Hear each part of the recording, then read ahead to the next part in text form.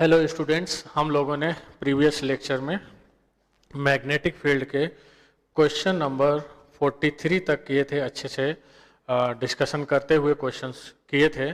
अब कुछ क्वेश्चन मुझे ऐसा लग रहा था कि आगे और होने चाहिए, जिससे कि आपका मैग्नेटिज्म का पूरा complete syllabus up to JEE और एडवांस कंप्लीट हो जाए।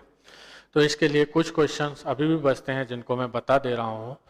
चलिए, तो क्वेश्चन नंबर हम 44 पे आते हैं।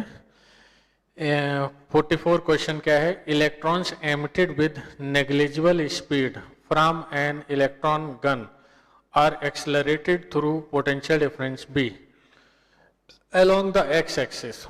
These electrons emerge from a narrow hole into a uniform magnetic field B directed along this axis.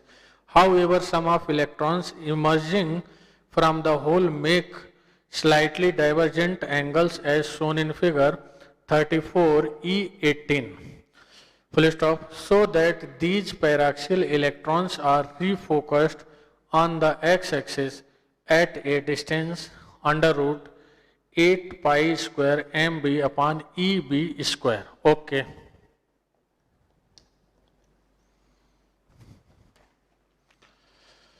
चलिए हम 44 क्वेश्चन की बात कर रहे हैं।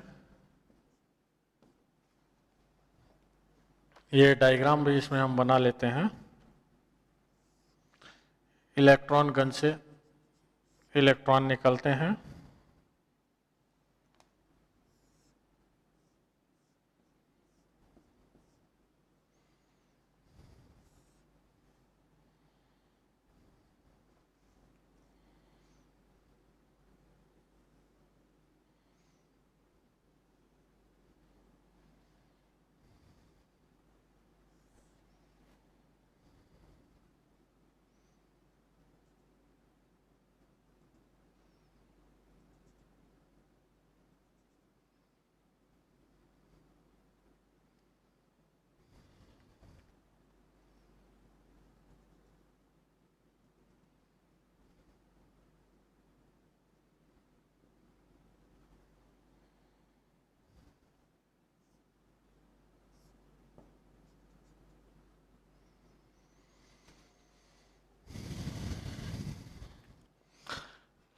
देखिए ये हमें इलेक्ट्रॉन बीम यहाँ इलेक्ट्रॉन गन से निकलती है और फिर मैग्नेटिक फील्ड आपस में रिपल्सन की वजह से कुछ इलेक्ट्रॉन स्मॉल एंगल पे आगे की ओर जाते हैं और ये पॉजिटिव एक्स डायरेक्शन में एक इलेक्ट्रिक फील्ड मैग्नेटिक फील्ड है, जिसकी वजह से फिर इलेक्ट्रॉन को एक्स एक्सिस पे ही एक सर्टेन डिस्टेंस पे जाके रीफोकस कर लिया जाता है। और रीफोकस कितनी डिस्टेंस पे होंगे यही अपने को कैलकुलेट करने वाली बात है। ये इलेक्ट्रॉन गन है तो इसका तो रोल है नहीं अपने क्वेश्चन सॉल्व करने में। ये मल्टीप्लेट बैटरी दिखाई गई, मतलब हाई वोल्टेज की बैटरी है। अब इलेक्ट्रॉन जो भी हैं यहाँ से जो आगे की ओर जा रहे हैं उनके लिए अपने को मोशन अच्छे से देखना है। देखिए मैग्नेटिक फील्ड ये हुई, मान लेते हैं कि ये इलेक्ट्रॉन का वेलोसिटी b है और मैग्नेटिक फील्ड के साथ थीटा एंगल पे ये डाइवर्ज होते हैं। Slightly small angle, slight angle की बात की, ये b cos थीटा और ये b sin थीटा। अब देखिए मिनिमम डिस्टेंस जहां रीफोकसिंग की बात कर रहा है तो इसका मतलब इलेक्ट्रॉन यहां से गया और फिर यहां पे आ गया, फिर आगे ऐसे जाएगा, ये हेलिकल पाथ बनाता हुआ। तो हमें बेसिकली इस क्वेश्चन में मिनिमम पिच ढूंढने की बात कर रहा है। तो पिच का कंसेप्ट हमने क्या पढ़ा है? b cos theta into T. और स्मॉल एंगल है, स्मॉल एंगल के केस में cos थीटा की वैल्यू हम बंद कर देंगे और ये क्या होगा 2 पाई m over cube b। Small angle के लिए cos थीटा की ऑलमोस्ट वैल्यू ये बंद हो जाएगी। जैसे sin थीटा की वैल्यू थीटा या tan थीटा के इक्वल हो जाती है, सेम मैनर में स्मॉल एंगल के लिए cos थीटा को हम ऑलमोस्ट बंद कर देंगे। तो पिच ये आ गया। अब इसको और आगे 2 पाई/क्यू भी हम बात करते हैं और इधर क्या आ जाएगा एम बी। अब एम बी की जगह क्या लिख सकते हैं वो हमने पहले भी पढ़ा हुआ है। क्या आ जाएगा 2 पाई/, इलेक्ट्रॉन है तो चार्ज हम ई लिख देंगे, √2m k। और यहाँ पर बी पोटेंशियल डिफरेंस से पास होके आ रहे हैं इलेक्ट्रॉन, इनिशियल स्पीड 0, तो यहाँ पे हम लिखेंगे E/b। अब इसको थोड़ा सा और एडजस्ट कर लो, अंदर ले जाओगे तो फिर ये क्या हो जाएगा 4 पाई² × 2 MEE²/b²।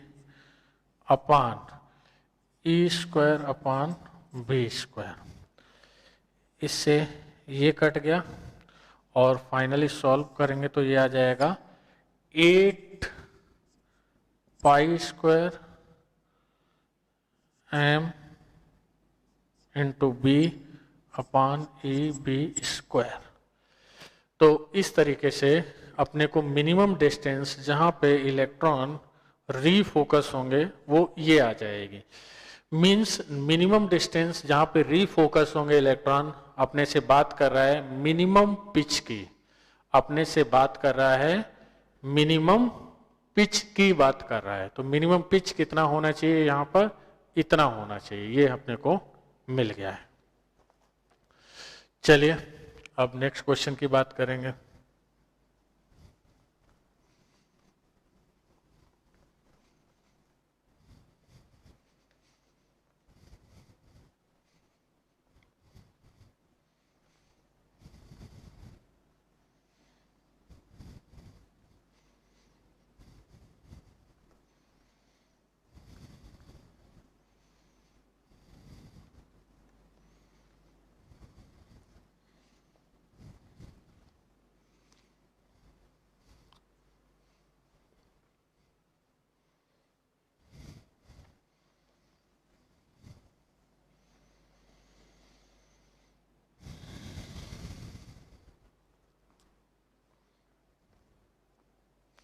अब 45 की बात करते हैं।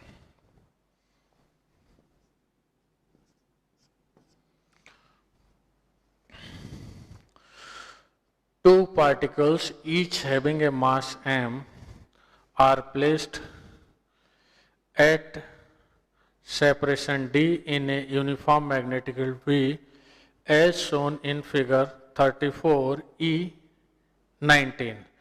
They have opposite charges of equal magnitude q. At t equal to 0, the particles are projected towards each other with velocity v. Suppose Coulomb force between the charges is switched off, मतलब Coulomb force का role नहीं है, अपने को count नहीं करना है। Part A, find the maximum value Bm of the projection speed so that two particles do not collide. Part B, what would be the minimum and maximum separation between the particles if b equal to bm/2, मतलब maximum speed का half कर दें। Part C, at what instant will a collision occur when b equal to 2bm? Part D, suppose b equal to 2bm and collision between particles is completely inelastic. Describe the motion after the collision.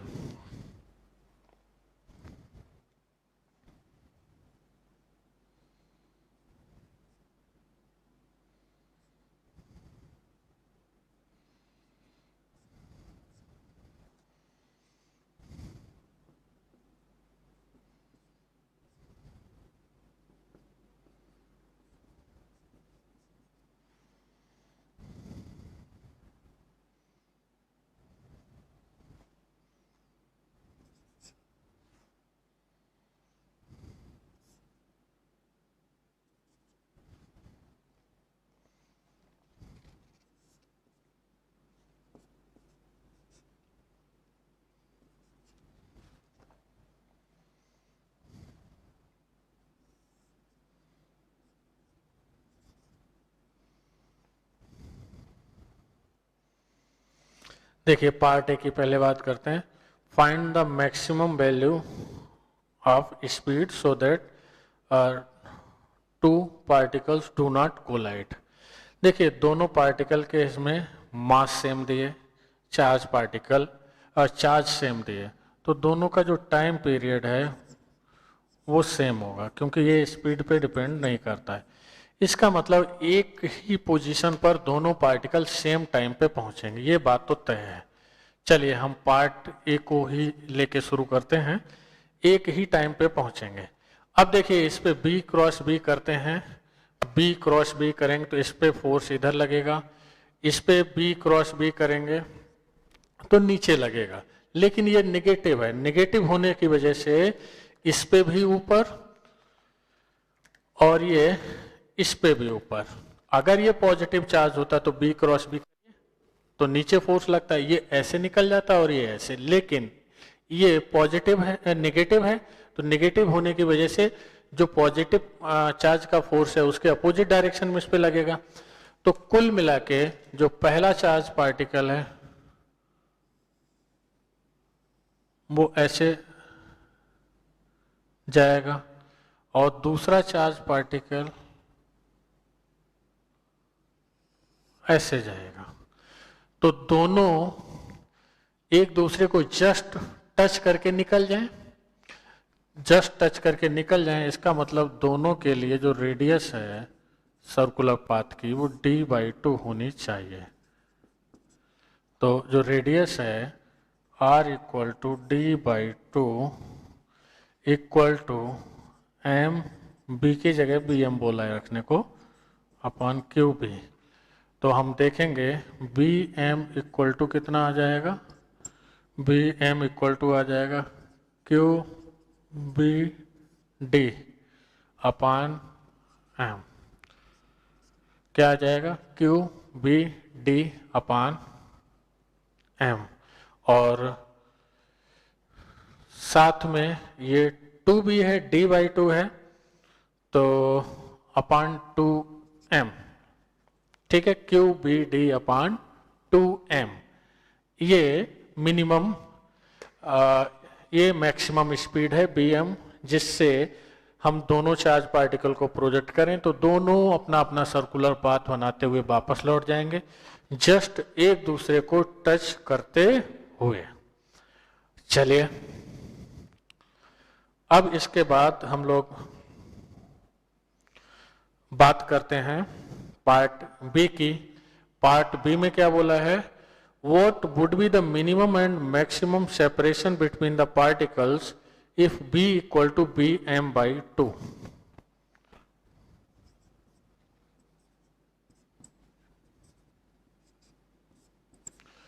तो radius हम फिर से निकालते हैं। Radius क्या होगा,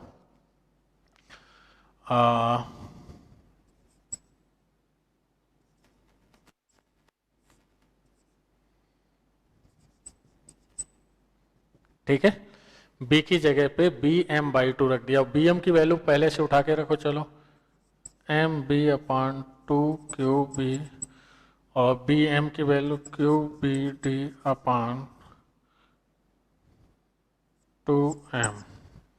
ये आ गया।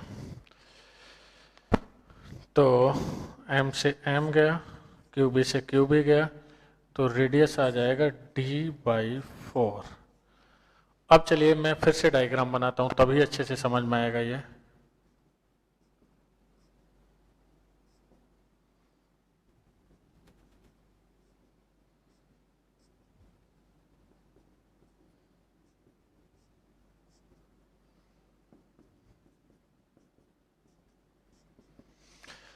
देखिए ये चार्ज पार्टिकल ऐसे,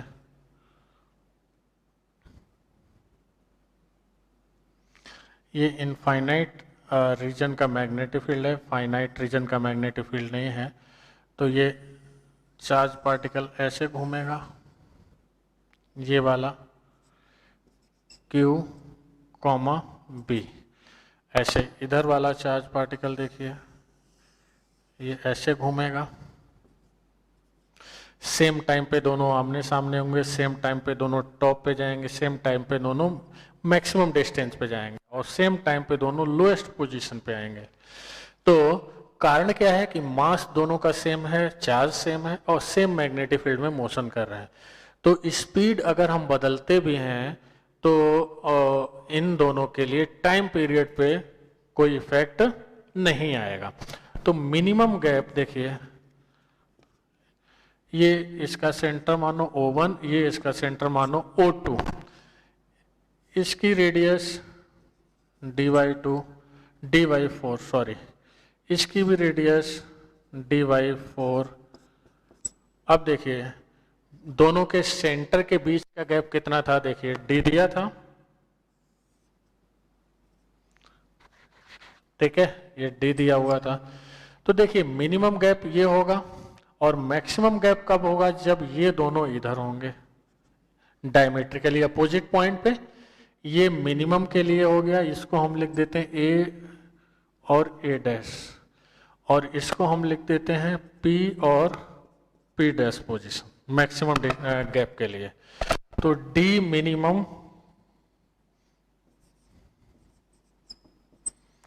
क्या आएगा, D minus d/4 plus d/4।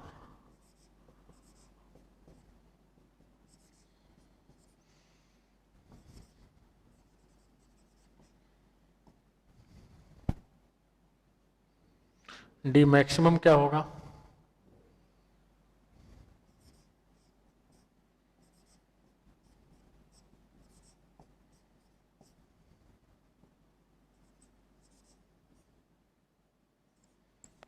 Three D by two. तो इस तरीके से 45 क्वेश्चंस में के अंदर ए पार्ट हमने सॉल्व कर लिया, बी पार्ट सॉल्व कर लिया। खास बात यह है कि कंटिन्यूएशन में इसमें वेरिएशन की जो बात की वो स्पीड की। तो स्पीड के वेरिएशन से इस क्वेश्चन के अंदर टाइम पीरियड पे कोई इफेक्ट नहीं पड़ेगा। मतलब ये है कि दोनों सेम टाइम पे मिनिमम डिस्टेंस पे होंगे, सेम टाइम पे मैक्सिमम डिस्टेंस पे होंगे और दोनों सेम टाइम पे हाईएस्ट पोजीशन पे होंगे और दोनों सेम टाइम पे लोएस्ट पोजीशन पे होंगे। चलिए अब इसमें आगे वाले सी और डी की बात करते हैं।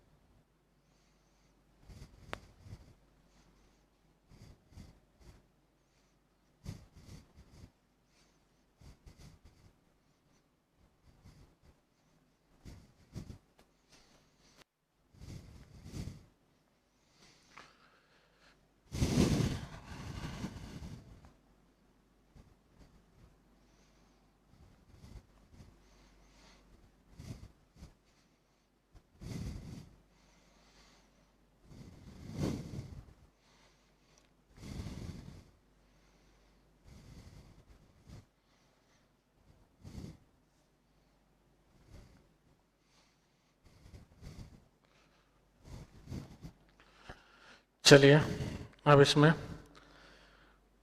सी वाले पार्ट पे आते हैं। इसमें क्या बोला है, at what instant will a collision occur between the particles if B equal to 2 bm।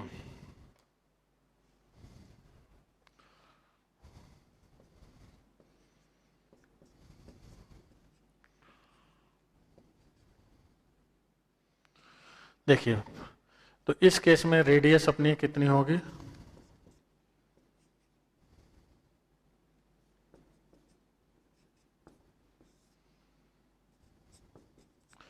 और बी एम की जगह क्या लिखेंगे, हमने पहले में ही निकाला था क्यू बी डी अपान 2m रखते हैं। तो अब रेडियस क्या हो जाएगा, ये 2m अपान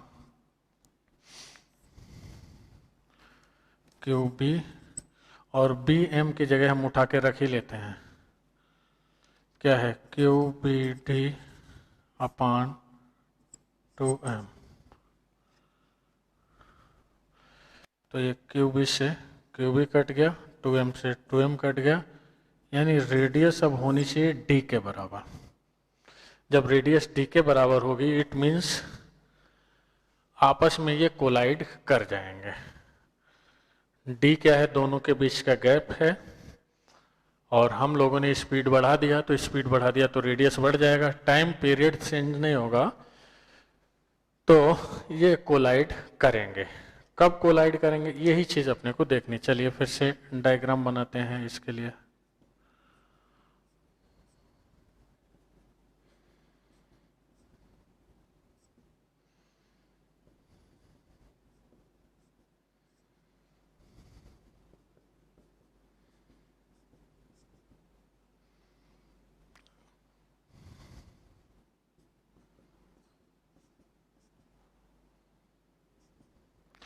देखिए ये क्यू चार्ज है, ये माइनस क्यू चार्ज है,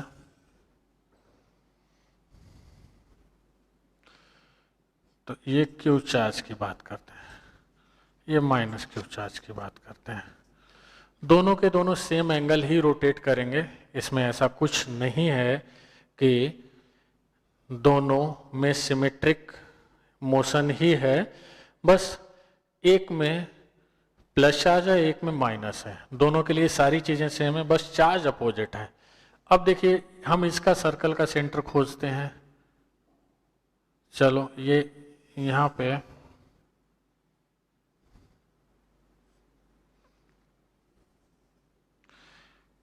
ये इसका सर्कल का सेंटर, और इसी तरह से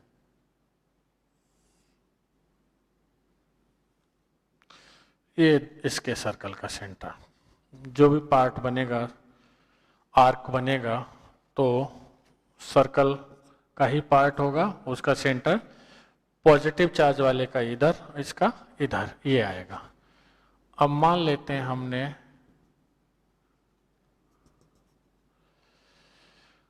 हॉरिजॉन्टल के साथ ये थीटा एंगल घूम गया, तो ये एंगल थीटा होगा, बहुत बार अपने ने पढ़ा, ये रेडियस होगी, और ये क्या होगा d/2 जब कोलाइड करेगा। दोनों के बीच का गैप क्या है, d है, तो दोनों के दोनों सेम टाइम पे ही कोलिजन वाले पॉइंट पे आएंगे, तो ये भी d/2 डिस्टेंस कवर करेगा, ये भी d/2। तो साइन थीटा एक से निकालें तो दूसरे से निकालें वही आएगा, क्या आ जाएगा d/2 divided by r। r की वैल्यू इसमें क्या है d, तो ये आ जाएगा 1/2, यानी थीटा इक्वल टू 30 डिग्री यानी π/6 रेडियन। और अपने को मालूम है एंगुलर डिस्प्लेसमेंट क्या होता है, ओमेगा इंटू डेल्टा टी, यानी क्यू बी अपान इंटू डेल्टा टी। तो डेल्टा टी की वैल्यू क्या आएगी, πm/6 इतने टाइम पे दोनों कोलाइड करेंगे, ये दोनों के लिए कोलिजन टाइम हो जाएगा। दोनों में चार्ज सेम, मास सेम, दोनों के लिए स्पीड सेम, दोनों के लिए मैग्नेटिक फील्ड सेम, इसीलिए दोनों एक टाइम पे जाके एक पोजीशन पर एक ही टाइम पे दोनों पहुंचेंगे। अब बात करते हैं अपने डी वाले पार्ट की, ए बी और सी तीनों परफेक्टली हम लोगों ने डिस्कस कर लिया। अब डी वाले की बात करते हैं। Suppose B equal to 2bm,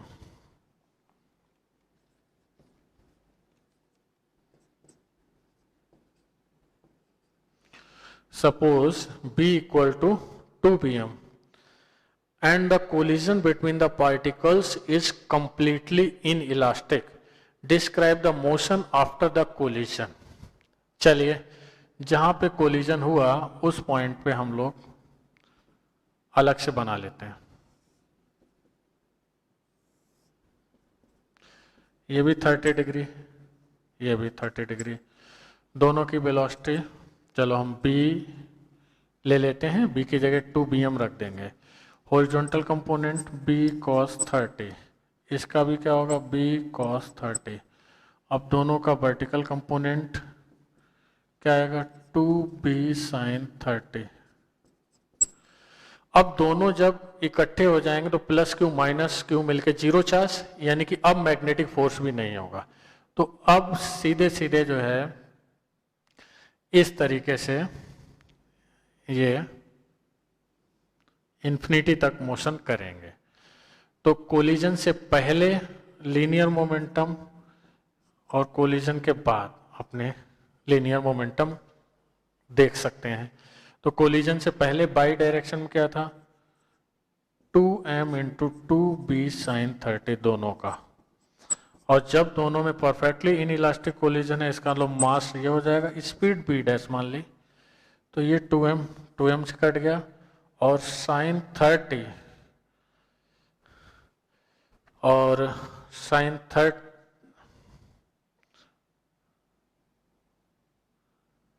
हाँ m से m कट गया, और ये 2 से कट गया। दोनों पार्टिकल का इकट्ठा ही लीनियर मोमेंटम हमने ले लिया, तो b डैश इक्वल टू क्या आ जाएगा, b/2, और जबकि b को क्या बोला है इन्होंने, 2bm, यानी कि जब ये कोलिजन के बाद पार्टिकल स्टिक होके मोशन करेंगे तो स्पीड होगी bm, और कैसी होगी, ये होगी पॉजिटिव बाई डायरेक्शन में अपने मान सकते हैं अगर हमने ये x माना है तो। और जैसे ही दोनों मिलेंगे, एक पे चार्ज प्लस क्यू है, दूसरे पे चार्ज माइनस क्यू है, दोनों का चार्ज मिलके हो जाएगा 0। जब दोनों पे चार्ज मिलके 0 हो गया है तो इट मीन्स अब इन पे मैग्नेटिक फोर्स भी काम नहीं करेगा, ये सिंपल ट्रांसलेशन मोशन इंफिनिटी तक करेंगे। चलिए आगे बढ़ते हैं। अब चलिए हम लोग अब क्वेश्चन नंबर 49 पे आते हैं। 49 में क्या है, a particle having charge of 50 microcoulomb and mass of 5 into 10 to the power minus 12 coulomb is projected with a speed of 1 kilometer per second in a magnetic field of magnitude 5 millitesla. The angle between magnetic field and the velocity is sin inverse 0.9.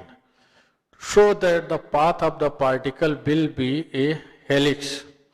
Find the diameter of the helix and its pitch. Okay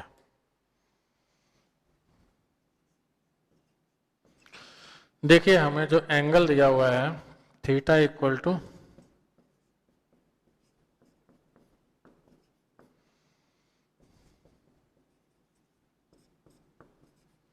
0.9, तो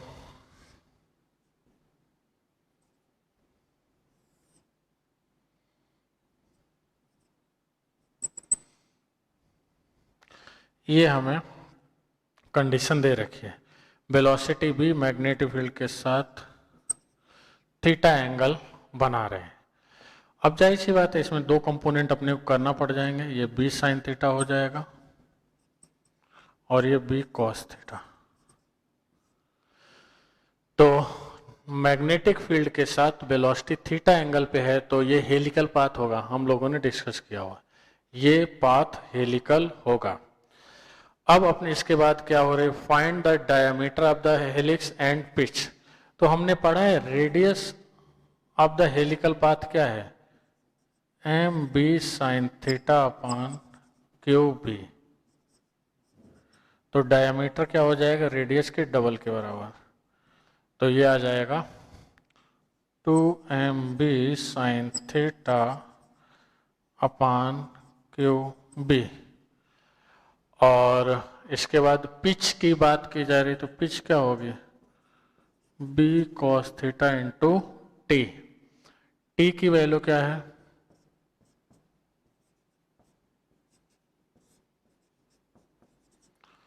to pi M over cube A. तो अपने सारी values रख लेंगे, सब दिया ही हुआ है, अपने को आंसर मिल जाएगा।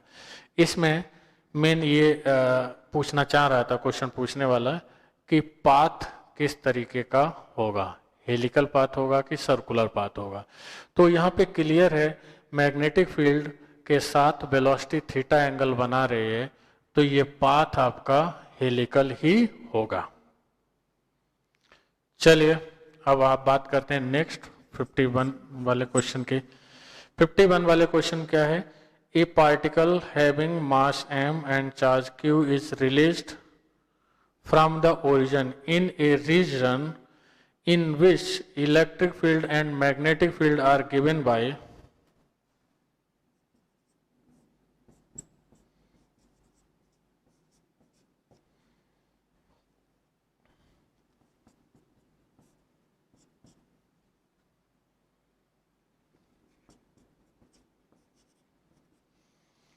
देखिए,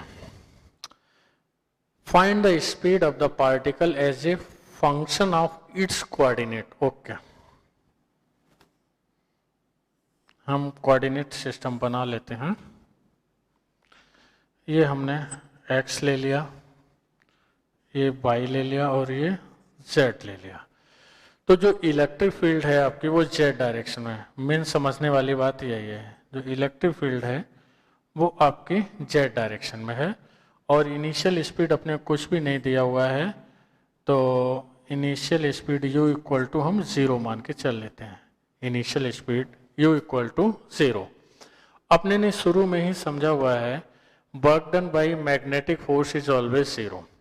जब भी चार्ज ये रेस्ट में है तब तो केवल इलेक्ट्रिक फोर्स होगा, मैग्नेटिक फोर्स वैसे ही 0 होगा।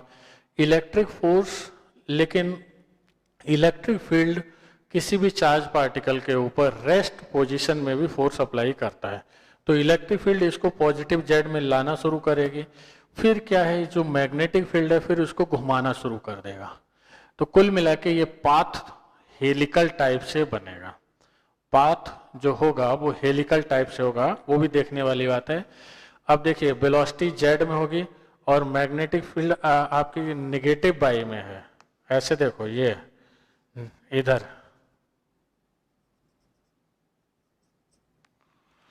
तो जेड में है, ऐसे करो तो फोर्स लगेगा इधर प्लस एक्स की तरफ। मतलब ये हुआ कि ऐसे ये जेड ऐसे जाएगा और इस तरीके से ये हेलिकल पाथ बनाएगा ऐसे। अब देखते हैं, चलिए आगे की बात करते हैं अपने। तो इसमें अपने को खाली स्पीड पूछी तो बहुत ज़्यादा सोचने की ज़रूरत ही नहीं, बर्कनेज थ्योरम लगा देते हैं। Work done by electric plus magnetic force. Electric force का वर्क डन मिलेगा, मैं ऐसे लिख देता हूँ, work done by electric plus magnetic.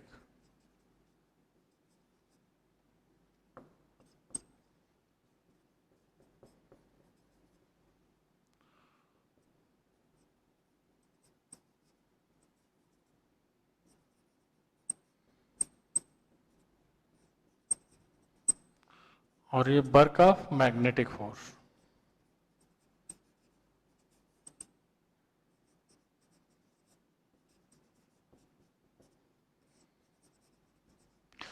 हमें मालूम है मैग्नेटिक फोर्स का रिजल्टेंट वर्क डन 0 होता है, तो इलेक्ट्रिकल वर्क का ही अपने को देखना है।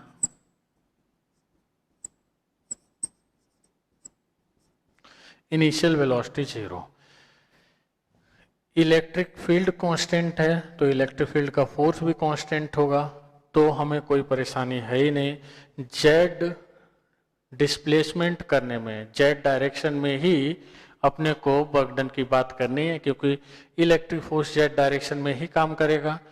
तो फोर्स इनटू डिस्प्लेसमेंट, डायरेक्टली मैंने लिख दिया force into displacement, constant force into displacement. तो बी स्क्वायर इक्वल टू क्या आ जाएगा, 2QE0। तो बी की वैल्यू क्या आ जाएगी, अंडर रूट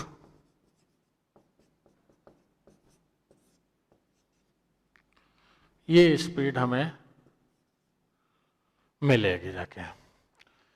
इसमें आप इन्फिनिटी तक भी कैलकुलेट करेंगे तो भी स्पीड में और किसी कोऑर्डिनेट का रोल नहीं आएगा, क्योंकि वर्क डन जो भी होगा, जो भी वर्क डन होगा वो खाली और खाली, वर्क डन खाली और खाली जो है वो इलेक्ट्रिक फील्ड का होगा। इलेक्ट्रिक फील्ड आपका पॉजिटिव जेड डायरेक्शन में है, तो अपने को पॉजिटिव जेड डायरेक्शन के ही डिस्प्लेसमेंट से मतलब होगा। चलिए आगे और क्वेश्चन की बात करते हैं अपने फिर।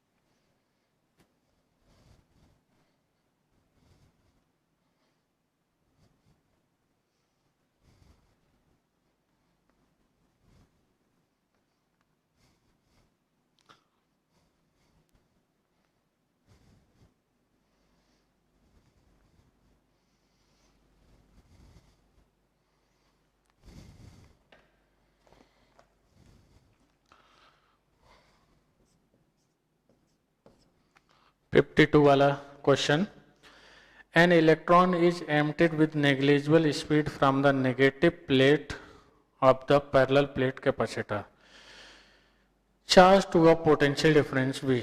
The separation between the plates is D. The separation between the plates is D, and a magnetic field V exists in the space as shown in figure 34E20, so that the electron will fail to strike the upper plate if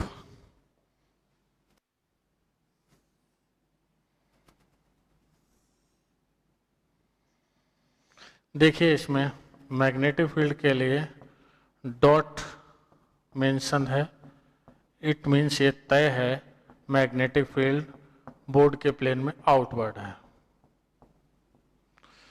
अब बीच का gap D, बीच का gap D दिया हुआ है। अब यहाँ पे देखिए ये पॉजिटिव प्लेट और नीचे ये नेगेटिव प्लेट, यहाँ से इलेक्ट्रॉन इलेक्ट्रिक फील्ड ऐसी होगी positive to negative. Electric field की वजह से चार्ज पार्टिकल में मोशन आएगा, नेगेटिव चार्ज के ऊपर इलेक्ट्रिक फील्ड की वजह से अपोजिट डायरेक्शन में फोर्स लगता है। ऐसे फील्ड डाउनवर्ड है तो ये फोर्स लगेगा ऊपर की ओर, तो उसकी वजह से इसमें वेलोसिटी आ जाएगी। अब जब वेलोसिटी आ जाएगी तो मैग्नेटिक फील्ड इसको घुमाना शुरू करेगा B क्रॉस B करके। जब मैग्नेटिक फील्ड इसको घुमाएगा तो ये जस्ट अपर प्लेट को स्ट्राइक ना करे, कंडीशन ये है जस्ट अपर प्लेट को स्ट्राइक ना करे। इसका मतलब ये है कि जो रेडियस होनी चाहिए सर्कुलर पाथ की वो आपकी D के बराबर होनी चाहिए, जो कि प्लेट के बीच का गैप है। ये हमने क्या पढ़ा हुआ है, mb अपान QB। mb की जगह क्या लिखेंगे, √2mk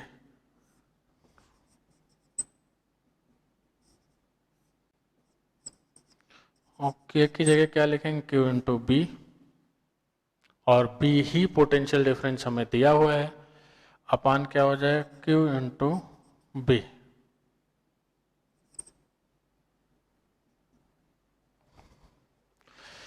अब जस्ट बचने की कंडीशन ये हो गई, अगर 100% स्ट्राइक ना करे, इसका मीनिंग ये है कि आपका जो रेडियस है, ये जो D है वो इससे बड़ा होना चाहिए। तो अपने यहाँ पर ग्रेटर का भी सिंबल लगा सकते हैं। तो D अगर रेडियस से बड़ा है तो 100% घूम के वापस आ जाएगा। आगे और देखते हैं, D greater than √2m, electron की बात है हम E लिख देते हैं, और ये सब टर्म्स अंदर लो तो E² अपान B², E से E कट गया, तो 100% स्ट्राइक नहीं करेगा अगर 2mb अपान EB² है। तो जस्ट स्ट्राइक तब करेगा जब D इसके बराबर है। ठीक है, तो ये हम लोगों ने कंडीशन निकाल दी कि electron will not strike to upper plate. मतलब ये है जो गैप है वो रेडियस से कम होना चाहिए, तो किसी भी हाल में अपर प्लेट से स्ट्राइक नहीं होगा। ओके, चलिए अब अपने नेक्स्ट क्वेश्चन आगे बढ़ते हैं 55 वाले क्वेश्चन पे। 55 वाला क्वेश्चन क्या है, ए rectangular loop of sides 2 centimetre and 1 centimetre carries a current of 5 ampere, a uniform magnetic field of magnitude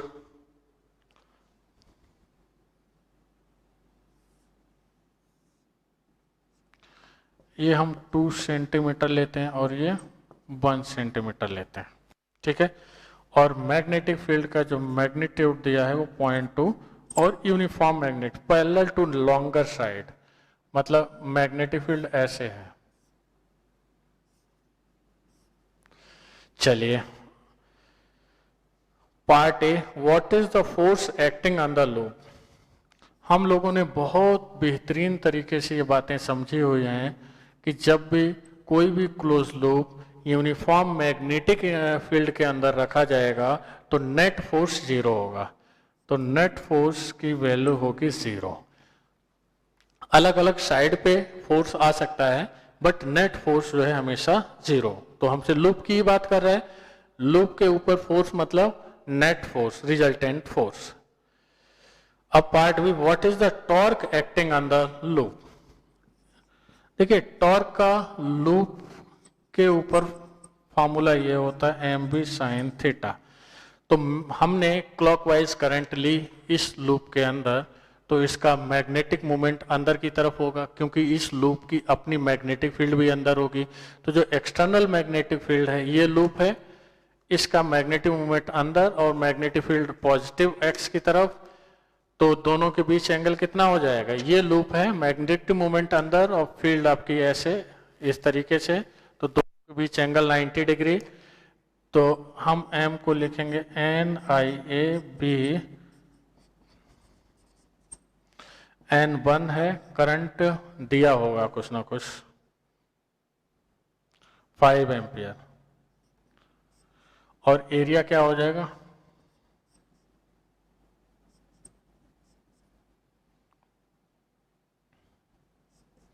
और मैग्नेटिक फील्ड कितना है 0.2 टेस्ला। तो इतना न्यूटन मीटर आ जाएगा। इसमें सिंपली क्या है, इसको सॉल्व करेंगे, ये आपका 10 हो गया, ये 10 इस डेसिमल के साथ एडजस्ट होगा, तो फिर फाइनली आंसर क्या हो जाएगा 2 इंटू 10⁻⁻⁴ न्यूटन इंटू मीटर।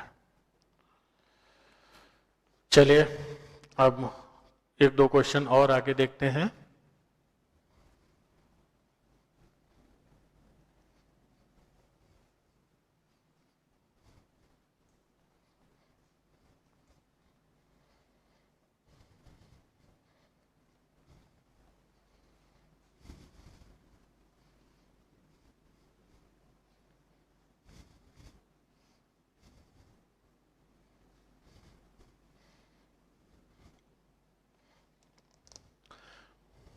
चलिए अब हम क्वेश्चन नंबर 57 की बात करते हैं।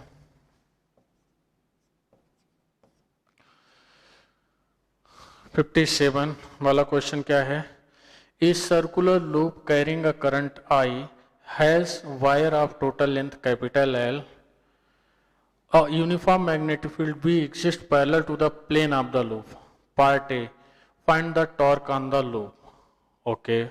Part B, if the same length of wire used to form a square loop, what would be the torque and which is larger? Okay.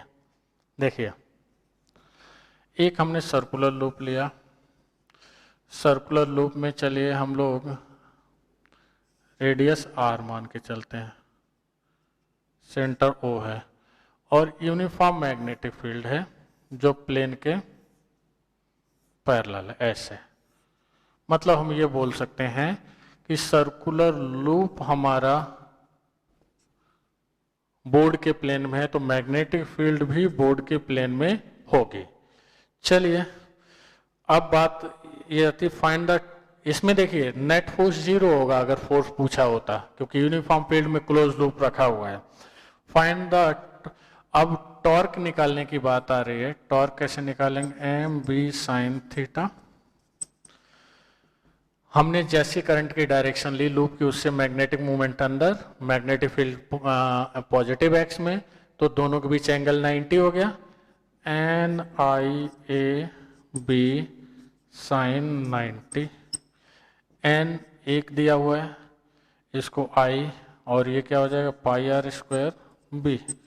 हमको ये दे रखा है कि इस लूप को बनाने में टोटल लेंथ L का वायर यूज किया है, तो हो जाएगा 2 पाई आर, आर की जगह क्या लिखेंगे L/2 पाई। तो टॉर्क की वैल्यू क्या आ जाएगी,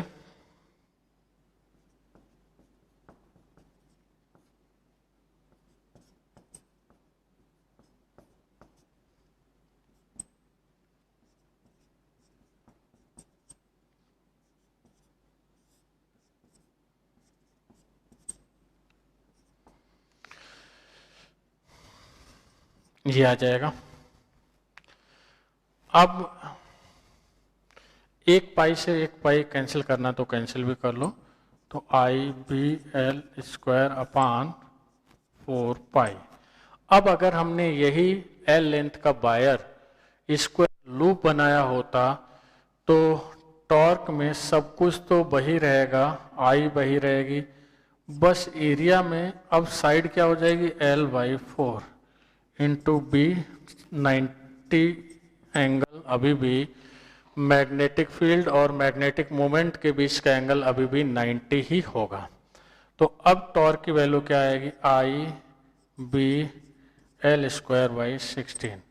अब देखिए कंपेयर करते हैं, अगर हम इसको 3 के आसपास होता है चलो, और 4 से कम होता है चलो 3 मान ले, तो नीचे 12 है, यहाँ 16 है, तो इसका मतलब क्या है, ये वैल्यू ग्रेटर होगी और ये वैल्यू लेस होगी। उसका भी कारण होता है कि गिवन लेंथ के लिए अगर अपने को एरिया देखना हो तो सबसे ज्यादा किसका होता है, सर्कल का। सबसे ज्यादा एरिया किसका होता है, सर्कल का।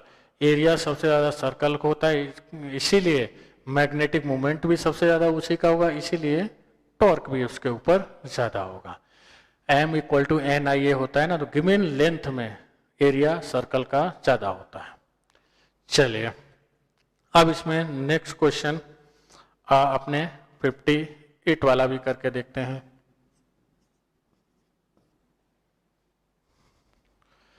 नेक्स्ट क्वेश्चन अपने 58 वाला भी करके देखते हैं। 58 वाला क्वेश्चन क्या है, a square coil of side L having turns small N carries a current I. It is kept on a smooth horizontal plate. A uniform magnetic field will exist in a direction parallel to its edge, मतलब side के parallel. The total mass of the coil is capital M. What should be minimum value of M for which the coil will start tipping? ऐसे coil रखी हुई है, हमने ऐसे magnetic field लगाया तो मैग्नेटिक फील्ड का टॉर्क लगेगा, तो जिसकी वजह से ऐसे कॉइल टर्न होना शुरू होगी, एक साइड का ऐसे टर्न होना शुरू हो जाएगी। तो उस टर्निंग इफेक्ट को रोकना है, तो टर्निंग इफेक्ट को रोकने के लिए एक साइड के अबाउट, फिर इसका मतलब जो है टॉर्क बैलेंस होना चाहिए किसका, बिट का। चलिए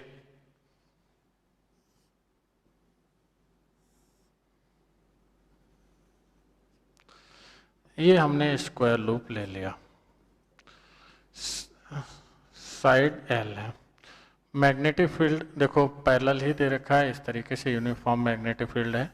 जितने क्वेश्चन अभी के सब में लगभग यही बात आई निकल के, और इसका बिट ऐसे काम करेगा। अब यहां से डिस्टेंस क्या होगी, एल बाई 2। तो टिप ना करे, मतलब एक साइड के अबाउट ये उठे ना, तो जो मैग्नेटिक फील्ड का टॉर्क है और बिट का टॉर्क है बैलेंस होना चाहिए। मैग्नेटिक फील्ड का torque equal to torque of bit. Magnetic field का टॉर्क क्या होगा, एम बी साइन थीटा, और बिट का क्या होगा, M G into L by 2। इसको क्या लिखेंगे, एन आई ए बी। इसमें magnetic field parallel to plane दे रखी है, अच्छे से पढ़ के आप देखिएगा, पैरेलल टू साइड,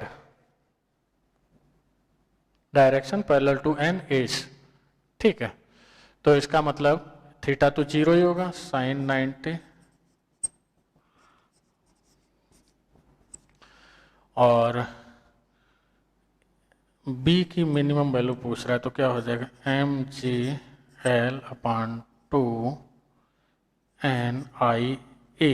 ए की जगह क्या लिखोगे, एल स्क्वायर, एक एल से एल कट गया, तो फिर ये B की वैल्यू फाइनली क्या आ जाएगी, M G upon 2 N I L.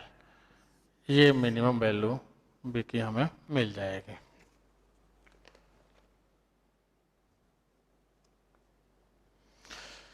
चलिए अब इसमें हम एक क्वेश्चन मैग्नेटिक मोमेंट से रिलेटेड भी कर लेते हैं।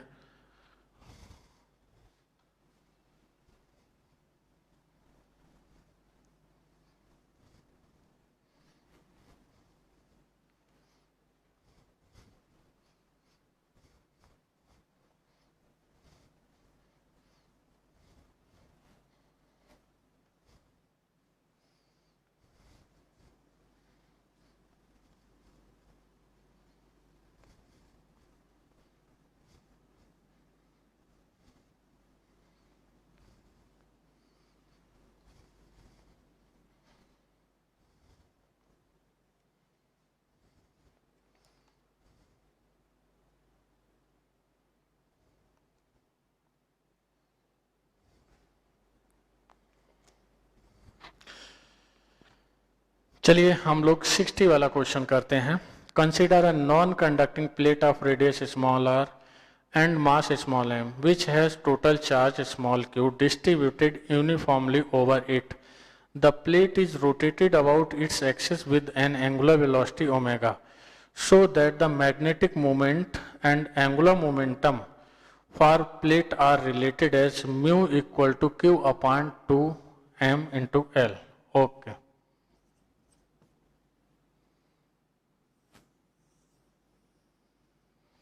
देखिए ये डिस्क हमने ले ली और इसकी रेडियस हमको स्मॉल आर इन्होंने दी और इसके ऊपर क्यू चार्ज डिस्ट्रीब्यूटेड है यूनिफॉर्म मैनर में, मास दिया हुआ है एम। और सपोज करो ये ऐसे ओमेगा स्पीड से घूम रहा है एंटी क्लॉकवाइज, तो कोई परेशानी नहीं है इसमें। हम एंगुलर मोमेंटम की बात तो करेंगे तो वो तो आई ओमेगा होता ही होता है, और डिस्क का अपनी एक्सिस, जो एक्सिस ऑफ सिमेट्री होती है सेंटर से पास होने वाली डिस्क के नॉर्मल कंडीशन में, उसके अबाउट क्या होता है एम आर स्क्वायर बाई 2। अब हमें खाली मैग्नेटिक मोमेंट कैलकुलेट करना है बस। इसके लिए हम छोटा सा एलिमेंट लेंगे और कोई रास्ता नहीं है। क्यों? क्योंकि ये एक सिंगल चार्ज नहीं है, ये डिस्ट्रीब्यूटेड चार्ज है। इसकी रेडियस हमने x ली और जो हमने अलग से जो एलिमेंट माना जिसकी थिकनेस हमने dx ले ली, और इसके ऊपर चार्ज हम dq ले लेते हैं। तो dq चार्ज क्या हो जाएगा, q charge divided by area into area of the element, क्या हो जाएगा 2 pi x into D X. Pi से पाई कट गया, 2q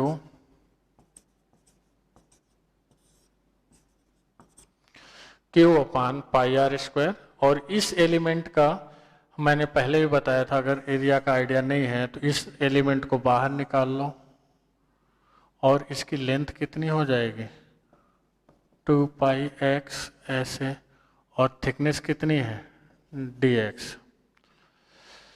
लेंथ 2 पाई x और थिकनेस कितनी है dx। तो रेक्टेंगल बना के इसको हम कर सकते हैं। जैसे मॉस्किटो कॉइल होती है, एक रिंग निकाल लो और यूं सीधा कर दो उसको, तो लेंथ 2 पाई x, तो डायरेक्टली एरिया ये इस एलिमेंट का आ जाएगा।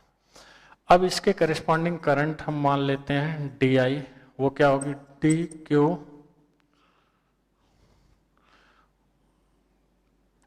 By T. ओमेगा सबके लिए सेम होगा, D Q divided by 2 pi by omega, मतलब ये क्या आ जाएगा डी क्यू ओमेगा अपान 2 पाई, ये आई आ गया। और हम इस मैग्नेटिक स्ट्रिप का मोमेंट, मैग्नेटिक मोमेंट लिखते हैं आई, नंबर ऑफ टर्न तो एक ही होगा, क्या कैसे लिखेंगे I into A, sorry D I into A. D I की जगह क्या लिखेंगे D Q omega upon 2 pi, ठीक है। और एरिया, इस लूप का एरिया कितना होगा वो देखना है आपको, पाई एक्स स्क्वायर। पाई से पाई काट दो तो ये आ गया डी क्यू ओमेगा।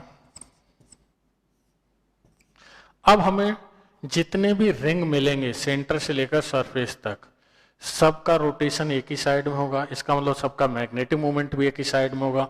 तो रिजल्टेंट मैग्नेटिक मोमेंट निकालने के लिए हम इंटीग्रेशन कर सकते हैं। तो 0 to r और ओमेगा बाई 2 एक्स स्क्वायर और डी क्यू की जगह क्या लिखेंगे, देखो ऊपर 2q upon R square X D X, ये 2 से ये 2 चला जाएगा, एक्स क्यूब आ जाएगा, क्यू अपान आर स्क्वायर ये बाहर कर लेते हैं, 0 to r x cube D x, x cube का इंटीग्रेशन क्या होगा 3 + 1 अपान 3 + 1 लिमिट 0 to r। तो ये क्या आ जाएगा क्यू ओमेगा r की पावर 4 अपान 4 r स्क्वायर, मतलब क्या आ जाएगा Q omega r square upon 2।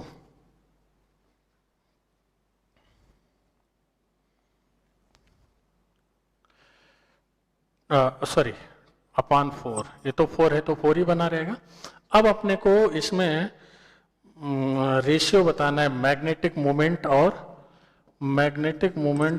Angular momentum. Magnetic moment हमने क्या निकाला है, ये Q omega R square by 4, और ये क्या निकाला है M R square omega by 2। तो आर स्क्वायर से आर गया, ओमेगा से ओमेगा गया, ये सेट, तो क्या आ गया Q अपान 2m। यही अपने को प्रूफ करना था।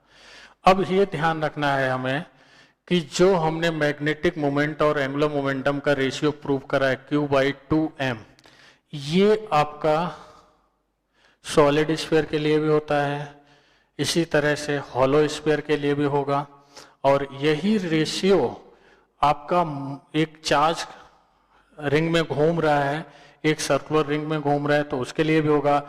अगर यही चार्ज एक रिंग के ऊपर डिस्ट्रीब्यूटेड है तो भी रिंग अगर घूम रहा है ओमेगा तो भी यही आंसर होगा। कुल मिला के m/l का जो रेशियो है वो Q/2m होगा। एक चार्ज पार्टिकल घूम रहा है तो भी, एक रिंग घूम रही तो भी, डिस्क घूम रहा है तो भी, स्फीयर घूम रहा है तो भी। चलिए हम लोगों ने इसमें बहुत अच्छे तरीके से मैग्नेटिक इफेक्ट ऑफ करंट और मैग्नेटिक फील्ड HCB के अकॉर्डिंग दोनों चैप्टर के ढेर सारे क्वेश्चंस कवर किए, और थियरी भी जितनी ज़रूरत थी उतनी हमने फिर से एक बार रिकैप कर ली, अच्छे तरीके से रिकैप कर ली। और मैंने पहले ही लेक्चर में तुम लोगों को बताया था कि हम लोग इसमें जैसे अर्थ मैग्नेटिज्म है, मैग्नेटिक प्रॉपर्टीज ऑफ मटेरियल है, परमानेंट मैग्नेटिज्म, ये 2-3 छोटे छोटे जो टॉपिक होते हैं, इनसे आज के टाइम पे रेयरली क्वेश्चन आएगा, क्योंकि क्वेश्चन की संख्या जेईई में काफी कम हो गई।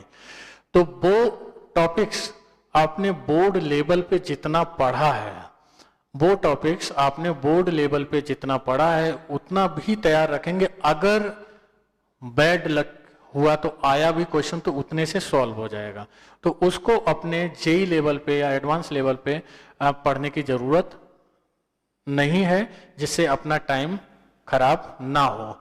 तो हम लोग फिर अगले नेक्स्ट लेक्चर्स में EMI और AC की शुरुआत कर लेंगे। Okay, best of luck, thank you.